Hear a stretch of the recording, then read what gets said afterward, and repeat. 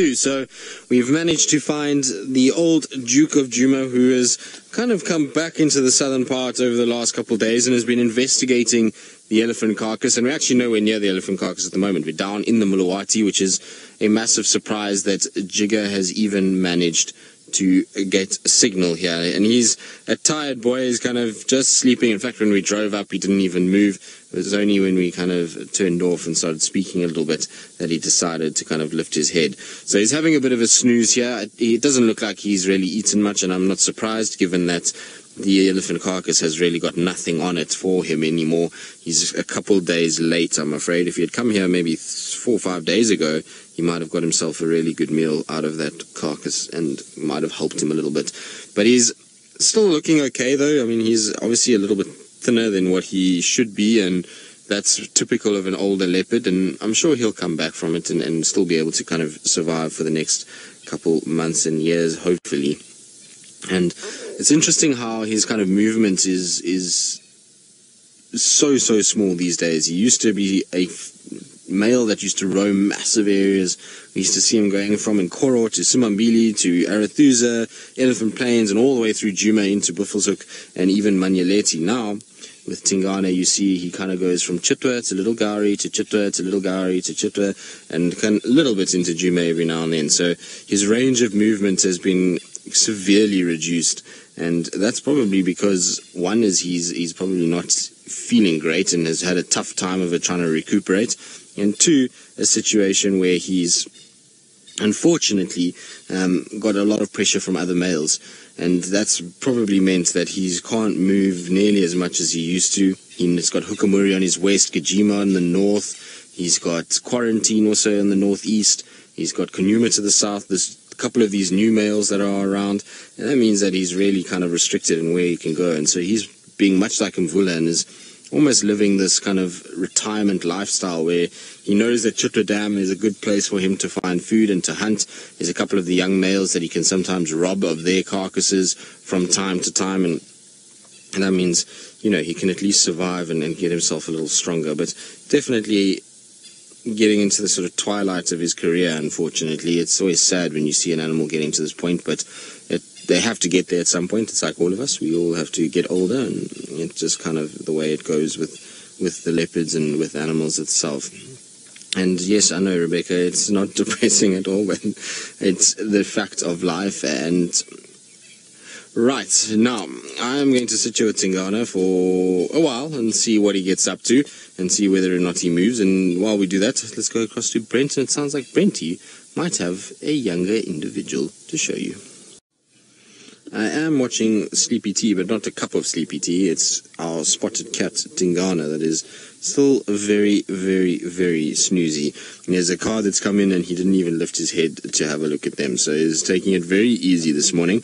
I suppose he had an eventful night, if you think about it. He was at the elephant carcass early yesterday evening, got chased by hyenas, then he went off, then he came back again in the early hours of the morning, probably had a few hyenas lurking about and giving him a bit of trouble, and so I think he's in a situation where he's probably a little bit on the sort of nap side because, well, it's been a long evening and he's had to deal with lots of naughty hyenas chasing him about and all of those kind of things. So, also, he's getting older. I suppose he's earned his rest given the life that he's had and the important role that he played. And it's actually amazing how a dominant male leopard can kind of completely sort of keep an area as safe as he did. If you think about how many male leopards we've had arrive now since Tingana's kind of gone off the boil, so to speak, it gives you an idea of just how much work they do and how much they are covering ground, vocalizing, scenting, and how that actually keeps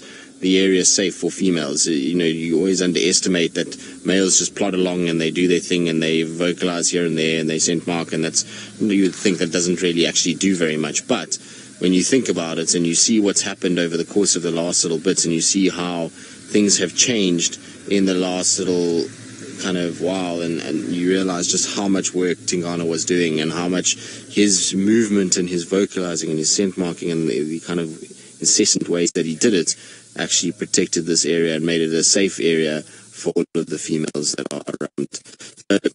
It's kind of, I suppose, like I say, he's deserved his rest and earned his rest by the kind of work that he did when he was a younger individual, and he kept a lot of different cubs safe for long periods of time. So he's definitely done quite well.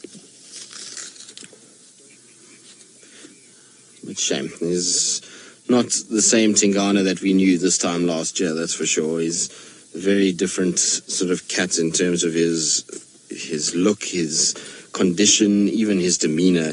He's almost become kind of meek and mild compared to this feisty, busy leopard that we used to see last year this time.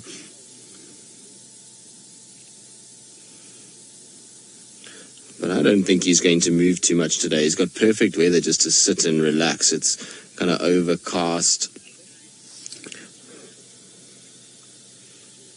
So, Christy, we think that with Tandi's cub, the reason that it may no longer be around is the behavior of Tandi herself. It is a situation where Tandi has spent the better part of 6 months hiding from males, not vocalizing, not scent marking, not doing too much.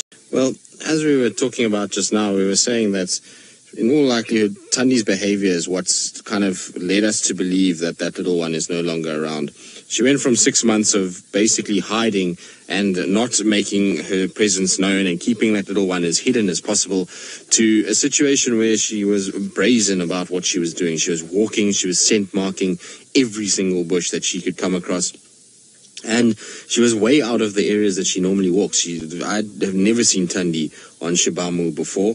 It's my first time to see her in that area, and so it's a situation where she's kind of outside of her territory. She's scent marking on top of a known threat in the form of hukumuri to her cub, as well as a female. And so that kind of behavior is not of a female that is still got a cub, because that's going to attract so much attention to her. And Hukumuri, if he comes along, is going to pick up the scent that there's been a female there, and he's going to try and track her down. Now, a female that's got that cub, who knows that there's males around here that she's not mated with, is not going to run that risk to try and scent mark on top of his scent mark to try and attract him towards her. So that's why we kind of are surmising that. It's not a common behavior to see from a leopard with a cub, and in my experience, all the kind of females that I've seen marked like that when they've had cubs have been ones that have lost their cubs. So it's an interesting kind of thing, and we'll kind of see how it goes. Maybe she's just trying to re-establish a boundary because Shadulu was moving in so much,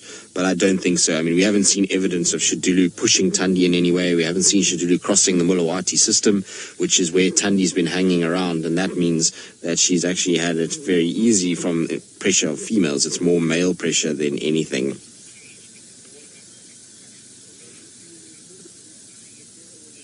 So lioness, no, the cub is not old enough to look after itself, I'm afraid. It's only 6 months old, so it can't hunt yet, it can't find food for itself, it also can't defend itself. If that little cub comes across hyenas, comes across leopard, lions, it's going to have a really, really tough time of it. So the chances of a cub at 6 months old surviving is almost zero. And that's why you probably find that, no, she is not kind of doing that because the cub can look after herself. I highly doubt it. It would be the first time for me to see a leopard do that for a cub. I mean, most of the time they try and protect their cubs as much as possible through the course of the first year until that cub is able to kind of fend for itself and find food for itself. Generally, they try not to bring too much attention. It's a completely different scenario to what you saw from Krula. Krula, yes, she would have marked territory, but she also had a stable male that was within that territory. She had very little pressure from females. Tandi and Shadow, she had both pushed out, and so she had kind of just a situation where she was just redefining her boundaries every now and then when she did a patrol while going out hunting for the cubs.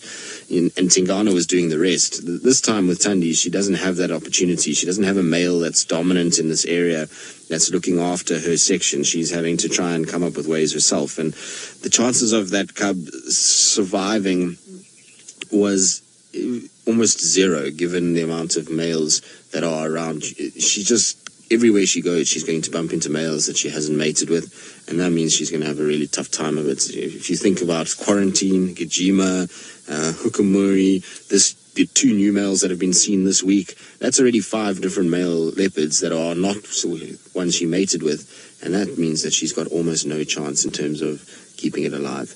Now, Emily, in terms of the sort of mourning of cubs, you will find a female, I don't know if it's mourning, but I suppose it is. She'll go along and she'll call and she'll look and she'll try and find it for a day, 2 days. It depends on the female. Some females, if they see it happen, then they just kind of back off immediately and they actually don't call for that cub at all.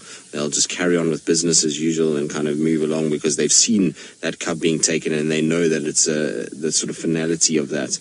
If they don't see what happens to the cub, then yes, they do walk around, they do call, they do try and find those cubs and try and kind of look for them for at least 2-3 days, and then they kind of move on. So it's difficult to say with Thandi. I mean, she might have been there when if the cub got killed, she might have been in there and seen what happened and just kind of moved off and knew that there's no way she's going to get that cub back. And then it's back to kind of scent marking, back to trying to find territory and defining her territory again. And I know it sounds really harsh, but that's their instinct. Their instinct is that they have to survive, they have to carry on, and they have to produce more cubs. And so they then go in search of males. Within 3 weeks, they're already starting to look for males to start mating again. In fact, there was a study that reckons that even after 6 days of losing a cub, they can start coming into their first little estrus cycle.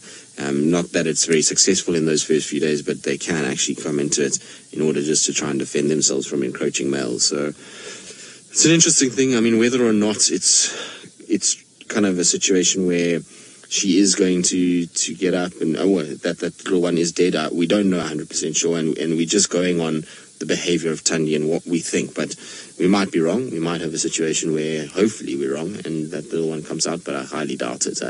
For me, the behavior is just completely different to what we've been seeing. Right, well, Tingana's just decided he's going to get up and move. All of a sudden, he's just up and striding off. You can see he's a little on the thinner side and definitely not the same bulky Tingana that we used to see. Right. Now, while Tingana kind of moves off and heads off into the thickets and we try and follow him, let's send you back across to Taylor, who's got a bird in a tree. Well, Brent, he was on the move. He's now found himself another spot to sit down. I think he's heard some impalas that weren't too far away, and he came and had a little kind of look around just to see what's going on and to try and kind of maybe see if there was an opportunity to go for a bit of a hunt. But what he did on his way from the Mulawati to where we are now is super interesting. We had Tingana actually scent marking. Now, I haven't seen Tingana scent mark in ages, but he definitely urinated while scraping his back legs, which is an indication of a male scent marking, and doing it as a territorial marking, not as just urinating. If you watch Hosana and you watch Tamba, when they urinate, they don't scrape their back legs as much. Well, Hosana does these days, I suppose. He's starting to do it. But Tingana I haven't seen him do it in a while, and so interesting that he was doing it and was kind of scent marking in this area. It's going to be an interesting kind of thing to see how other leopards respond, given that one of the new males that have been seen this week was seen pretty much where we are now. In fact, maybe not even 100 meters south of where I am is where he was seen on Little Gowrie. We're right on the southern boundary. And so theoretically, he's almost laying sort of a claim down and saying, this is still my area, you guys can still back off. But there's a little bit of blood on his cheek there as well. So you see there's a little bit of blood. So that's obviously from when he was trying to feed off the elephant carcass. Now, Brent is telling me that he got an update that Hukamuri has just been found on Arathusa. So Hukamuri is on the western side. It's interesting that his behavior has changed a little bit too in the past few weeks. We had a situation where we were seeing Hukamuri almost daily walking past the dam and various other things.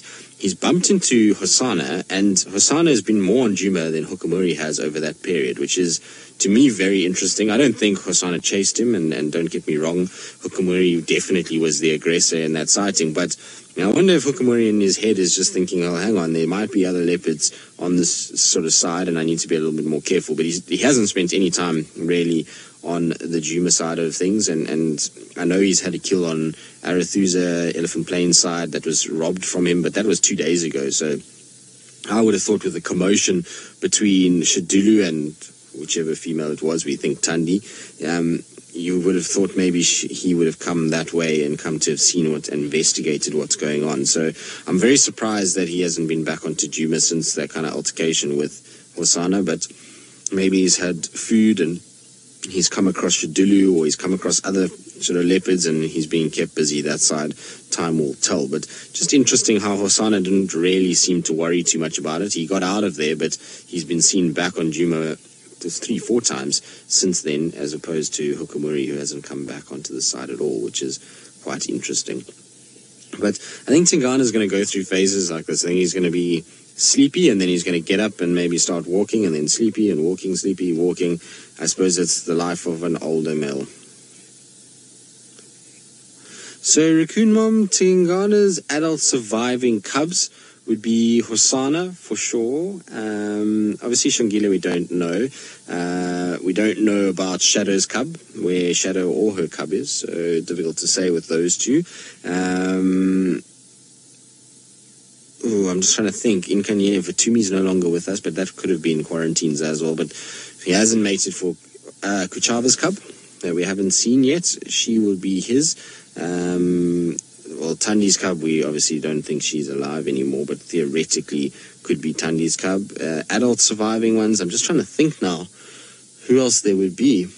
I'm obviously missing a whole bunch, but I just can't actually think of them. Just trying to think of Karula's lineage, because Quarantine and Kunyuma were theoretically, maybe Tingana was involved there, and so we'll give him that kind of, maybe he's one of the fathers of those cubs. Remember that males in cubs, you can have multiple males from the same litter. If she mated with multiple males, you can get the cubs. So we can say maybe Kunyuma or Quarantine, although Quarantine's a spitting image of Mvula, so I doubt it, but you never know, maybe Kunyuma.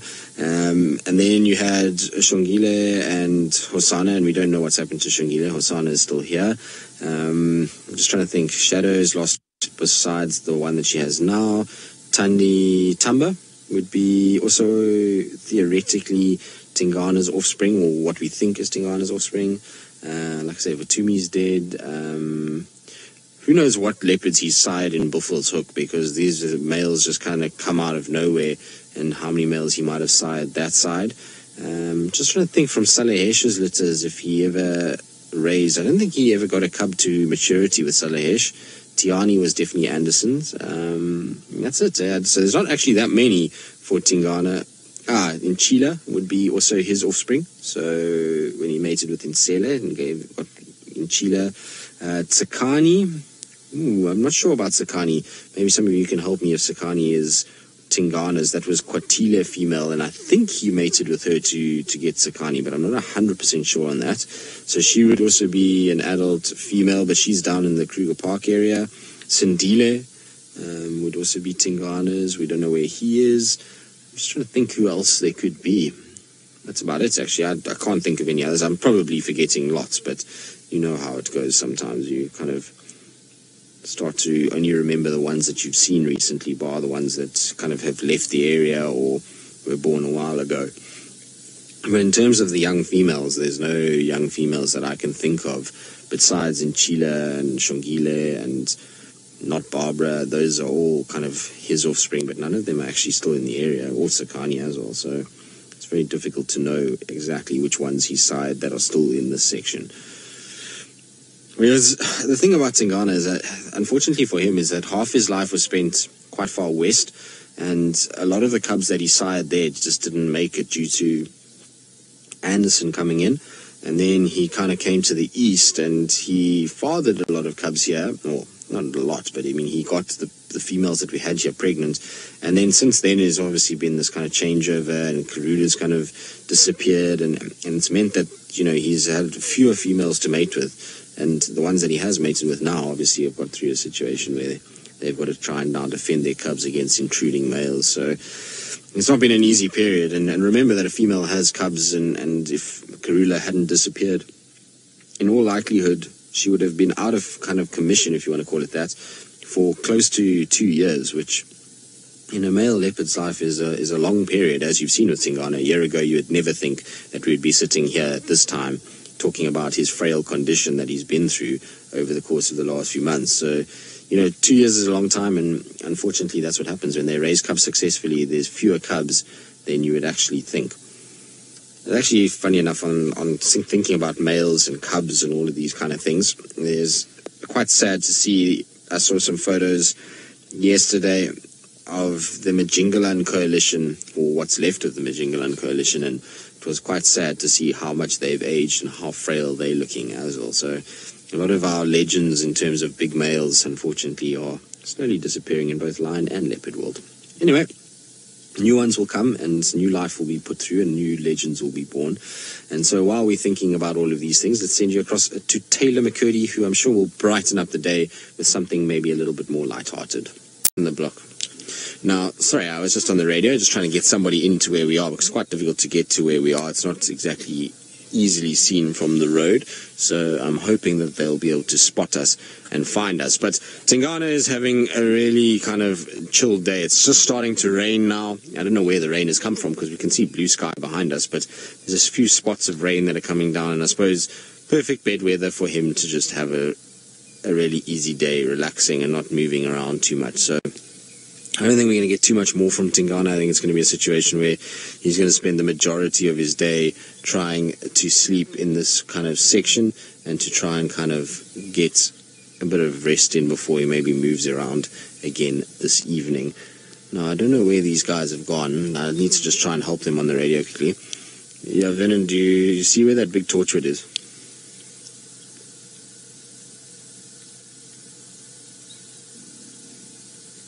So, I don't know. I think these guys are maybe not going to be able to find us if they don't answer the radio, which is okay. We'll try and help them just now.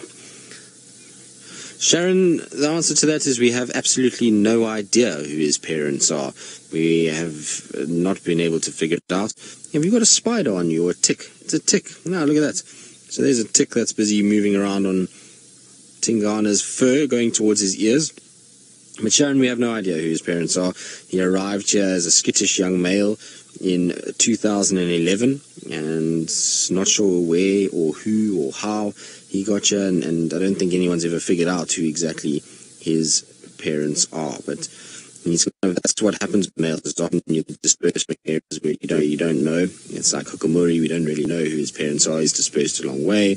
We also know that a number of the other males that we've seen here, we're not 100% sure who their parents are either, so it'll be interesting. But that tick is slowly but surely trying to worm its way along, and probably would like to get towards the ears, except that Tingana keeps flicking his ears, and so it's now probably going to try and find a little gap in the fur somewhere where it'll dig in, and then it's going to feed. And that tick hasn't fed yet. In fact, there's two ticks. You see there's another one on the back right there as well that's moving around, so kind of crawling with ticks at the moment. And this is what happens when they lie down in the grass, is they do pick up ticks like this. Yeah, that one is kind of burrowing through the fur, and they will start to latch on, and that's why leopards and lions groom as much as they do when they first kind of start getting going, or when they are waking up, is to try and get rid of all of these things that have crawled on them while they've been lying down. So poor Tingana is about to have 2 new additions to his body mass and 2 more leeches. 3, have you got another one now? So lots and lots of ticks from poor Tingana, and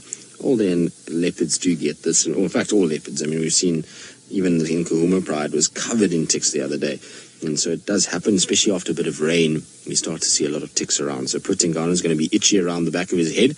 At some point, we'll probably see him scratching in those areas in a few weeks' time, or even probably in a few days' time, which will be quite interesting. But good, I think we're going to probably leave Tingana to himself. I think we're going to carry on and see what else we can find, given that he is a very, very sleepy boy. I don't see him waking up and giving too much to us, especially if he saw impalas just now and he just didn't really react to them. So I think we'll probably try and kind of move on and move away from this section. But I am going to have to try and get these people in, because I can hear that they are very lost. They are not heading in my direction at all.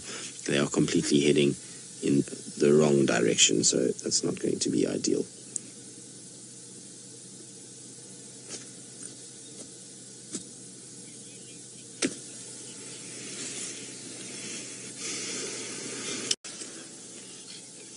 Indeed, so Tingana is up and you can see he's moving, and that's because an impala started to alarm call, squirrels have started to alarm call, and so I think we might have another leopard somewhere close by here, or at least another predator, because all of a sudden there was just an absolute explosion, and an impala almost ran straight into Tingana as he was sitting sleeping, and they weren't shouting at him because he was having a very big nap, and the impalas were shouting in this area, and you can hear the squirrels are going crazy, and this was before Tingana even arrived in this section. So I'm pretty sure that there is another leopard somewhere in this area.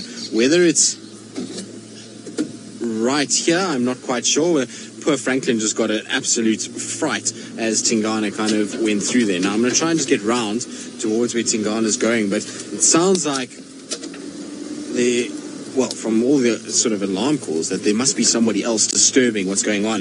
Impalas don't really shout when they're cat predators. You'll find if it's something like dogs, they'll just get out of there, and they don't shout at hyenas very often, so it would be something like another cat. And the fact that Tingana is investigating means he's warranted a kind of sort of thought that maybe, just maybe, there's somebody else in this area. Now, it could be one of many different leopards. We know it's not Hosanna because obviously Brent is sitting with Hosanna, so it could be Tundi, it could be Kuchava, it could be Tumba, it could be this one of the new males that are around. So difficult to say, but we're going to try and just kind of keep up.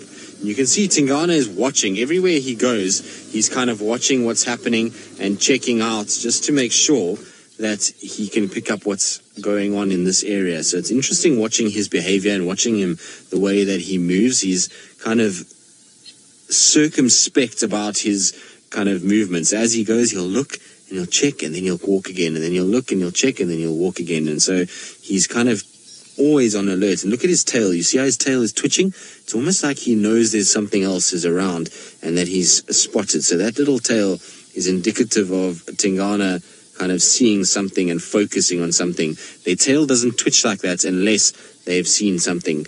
Now, Tingana often holds his tail like this. It's quite interesting how all leopards hold their tails differently, but his tail almost folds into itself. So he has a very big twist in it when he walks. He likes to kind of have that sort of curl in it, and it'll often be twisted all the way around and almost touching itself again. And the reason why it's up at the moment and raised and not only twitching is because he's also telling all of these animals that are in these areas, listen, stop shouting at me. I know that I'm here. I know that you've seen me, but I don't want attention drawn to me. So that's why he'll try and kind of put that tail up as a white flag in order to say, leave me alone. But I'm going to try and reposition us a little bit, because obviously all we can see at this stage is his bum. So I want to try and see if we can just get in towards where his face is. The adults, or one of the parents, but generally no. So even with a situation where you've got a parental sort of unit that have mated and had cubs, you'll find that they don't always share similar spots. If you look at, let's hypothetically say Hosanna and Shongile, they don't have a situation where they've got the wow across the forehead. So if it was a sort of thing about lineage, you'd find that they would have very similar spots. Although, I have seen one or two little spots that look very similar on the cubs of a female, but it's not something that's noticeable enough to actually say that it's 100% accurate that they will inherit spots from their parents. But you can hear there are a lot of alarm calls, even to the sort of eastern side of where we are. And so I don't think it's a situation where it's just Tingana here. I'm sure there's another leopard in this area, given how the birds are going crazy. Now, Alicia, I suppose out of the animals, it's not that they respect the fact that he's doing a white flag attempt. They just know that that leopard is not hunting them. So they see that white flag going up, and it's a signal to everybody around that he's there. So he's showing himself, and then the animals can kind of see him, alarm call at him, and watch him, and they kind of realize that he's not in hunting mode, because as soon as they can see him, they will alarm call at him. Whether his tail's up or not is irrelevant. It's just that tail up, it shows him to everybody and says, okay, I'm here, all right, you can see me now, leave me alone, and he can then walk off and kind of go into a different area. So that's why they show the white tail quite often. It's not actually to try and kind of get a situation where people are going to be like, not people, but other animals are going to sort of know that he's not hunting them in that way. It's just that he's making himself more visible so that they can kind of shout at him and then leave him alone, and he can then walk off and disappear. But you can see he's looking around. I'm 99% sure that there's another predator here somewhere. The reaction of the birds, the squirrels, the sort of alarm calls of the impala, all of those together is indicative of another leopard being in this area. Now, which leopard it is, who knows? It could be one of the skittish males that have come in over the past. I know that the other male that was seen very close to here a few nights ago is quite shy. He doesn't really like to be seen, and only at night have they actually really managed to see good sort of sightings of him. Otherwise, he kind of runs away. So it's going to be interesting to see what goes on. Good. Well, Tingana's still looking, smelling the breeze, and let's see how this plays out. Maybe we'll have another leopard on the scene, and while we wait for that, let's send you back across to Brent with some hippopotamus. Well, somebody is obviously very, very confused because you're not with Brent, you're with me, and our Tingana has not woken up. So it's a situation where we still got Tingana just sitting, watching, listening, starting to fall asleep, really. There's no more alarm calls that we can hear. I have no idea if this leopard is kind of passed us by. I think it must have, because it's gone quiet. The alarm calls lasted for quite a while, and then everything started to go quiet again. So I think if there was another leopard here, it must have passed through. Maybe it's the one that potentially is going to where Brent is that he was talking about. Sit hard, most definitely female leopards mark their territory. They have to. Otherwise, they're going to have multiple other females coming into their area and stealing their food and their den sites and all kinds of other things. So they need to make sure that they mark their territory and keep their kind of places all sorted out and keep other females at bay. Now, interestingly enough, we just got an update now of that female with the 2 cubs on Buffelshoek Hook. She sounds like she's got a kill just on Buffelshoek Hook, and that Djuma is with her. So Djuma is definitely a dad of 2 cubs, which is quite interesting. We don't see him mating very often or anything like that, but we can now say for sure that he has got cubs because he's sitting with them on a carcass, and apparently the hyenas have just come in and stolen that carcass, which is not ideal. But at least there are 2 little leopards on Buffelshoek Hook, and I'm sure it's the same leopard cubs that were seen the other day just north of our boundary, on the Buffelshoek Hook kind of boundary. So it's very cool to hear that there's a female doing well there, and hopefully there'll be a situation where we'll end up with another kind of couple of leopards coming into the area, and maybe another female kind of in this section, and who knows what that kind of leads to. So it's going to be interesting to kind of see how that plays out. Hopefully we'll have a situation where it all kind of works out pretty well, and we get some more leopards added to the mix. But I don't know if we knew if Djuma was a dad before. Was he? Does anyone know if he's had cubs before, or that we've confirmed that he's had cubs before? And it seems like this female's done quite well, because those cubs are probably about 8-9 months old. So she's done all right with them, and I don't know if they're males, but it sounds like it's just complete pandemonium there with sort of leopards all over the place, and males and females and cubs running all around, and hyenas, and just, the usual chaos that happens when multiple leopards join forces. Good. Well, Tingana, has started to move again, and let's see if he scent marks here and actually scrapes his feet like he did just now. He's going to I think he was actually making a poo, not a wee, and that's maybe why he didn't scrape his back legs. When they poo, they don't scrape their back legs. It's only when they take a pee. Good. Now, he's going southwards, so I don't know how much longer we're going to have Tingana for. Hopefully, we will have him for a little bit longer, but we're going to try and just kind of get in behind him and let another vehicle. Now, I just want to also let one of the other vehicles know that they're driving past. Now, Buttons, leopards do roar, but it's a kind of station on Gari Main. Come in. Now, somebody's just driven right past us and hasn't even looked. Yeah, Tingana's right here. I don't know if you want to see him. He just drove right past us. So they do roar. It's part of their family, is of the roaring cats. So Panthera is their names. And where's he gone? Can you see him, Fergus? Oh, there he is, in the road, right ahead of me. What's he looking at? He looks like he's stalking something. Kind of, he's got this... Oh, no, maybe he was just going to the loo. Now, he's kind of just going, ambling southwards again. And what's wrong, Tingy? Are you not sure what's going on? So we left him a nice big gap behind me. I'm off the road at the moment, so he's walking now towards me. So I'm actually going to go back and give him more space, because he's actually kind of walked the opposite way that I thought he was going to go. I try to give him as much space on the road as possible so that he was able to walk on the road should he want to, because it's always good to give the animal their right of way, but he's decided he wanted to go there, and so he's just sitting in the grass. I don't know what he's actually doing. It looks like he's scratching his claws a little bit and kind of sharpening them up and getting them all kind of sorted. But off he goes. I think he's going to cross south into Little Gowrie, I'm afraid, which is what I expected from the morning, given the amount of alarm calls that we had. Right, let's try and kind of just jump forward onto the road in front and then see him crossing, because we're not going to have him for too much longer, unfortunately.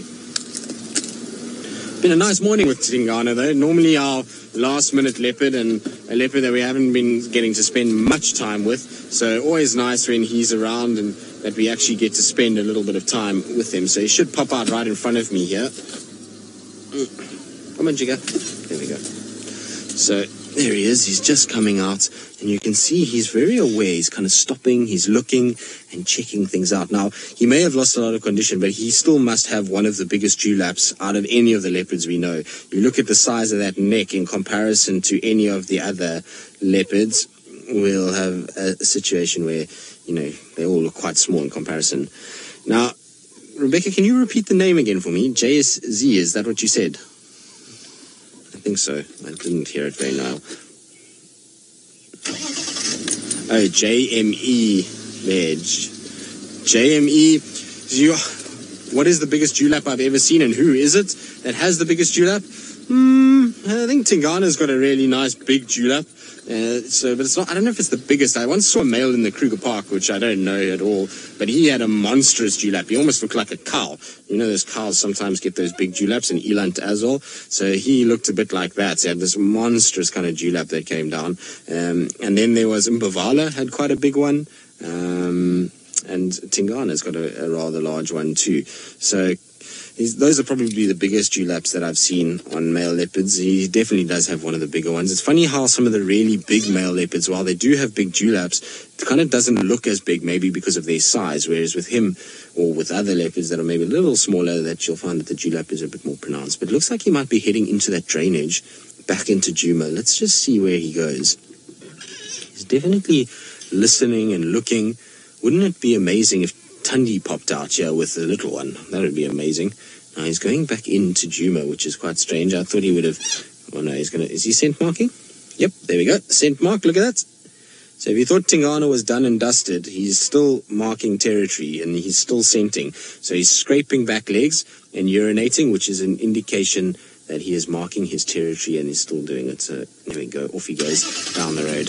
Now, we are going to go all the way, by the looks of things, towards where Brent is on Chitwa. So he is moving in that direction. There is a road that comes south into Little Gowrie, just on the top of this hill. So over there is a road that goes south that he might take. But otherwise, if he walks straight on here, the next stop is going to be Chitwa's old driveway that goes down towards the dam. So I wouldn't be surprised he heads that way. Maybe he wants to go and visit his son and go and see how his son is doing. Now look, he's got his tail up. That's because a dwarf mongoose is shouting at him. What have you smelt, Tingy? So I wonder if he's maybe smelling another male at the moment, and that's why he's kind of getting into a situation where he's sniffing about and just double-checking what's actually happening.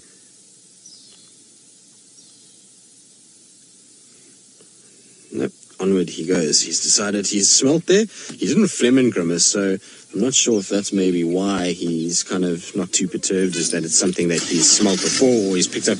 I wonder if they smell their own urine and then go, oh wait, that's me, and then carry on. What do you think, Ferg?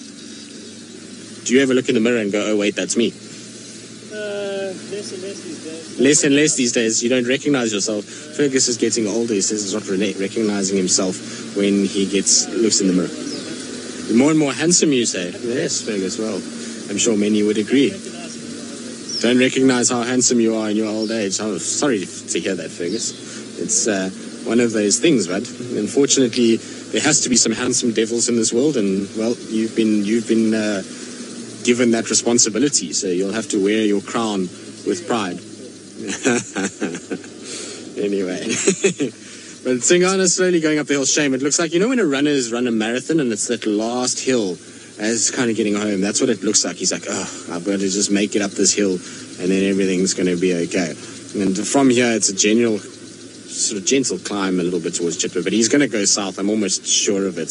There we go. You can see he's turning already, kind of heading in a southerly direction into Little Gari. It's a route that he's walked countless times when he gets into this situation where he just goes up and then onto the sort of ridge and then southwards, and then from here he's going to go, there's a road that cuts through in a diagonal straight like this called 47 Road, and there's a little open area called 47 Open, and then that's where he will go from there towards Chitwa and out, and probably towards the dam, so wouldn't be surprised he heads that way. But there goes Tingana, so that's going to be our last view of him that we're going to have, unfortunately, as he meanders off. Now, like I say, let's see if he takes the split, because there's the split to the left is that 47 Road, and the split to the right goes down to another treehouse dam that they have on Little Gari, and he does spend some time there. Rebecca, what are you betting? Come on, Rebecca, quickly. Left or right? I'm going to go left. He's already far left. There we go. Rebecca says she would like to say always go right, but he's going left. So left was pretty much on the cards from the moment there. Like I say, he'll walk this route, and this route runs parallel with where we are now. Then there's a road that kind of just goes a little south past that open area, and then it cuts towards Chitwa Dam Wall, and so that's where he's going to be heading. I'm pretty sure of it. Like I say, I've tracked him there many times. It's a route Karula used to take a lot as well. This is a way she used to walk when she goes through Little Gari. Good. Now we're going to carry on and see what else we can find. It's been an epic morning with Tingana, and so while we check around, let's send you back across to Taylor McCurdy on the straight and narrow.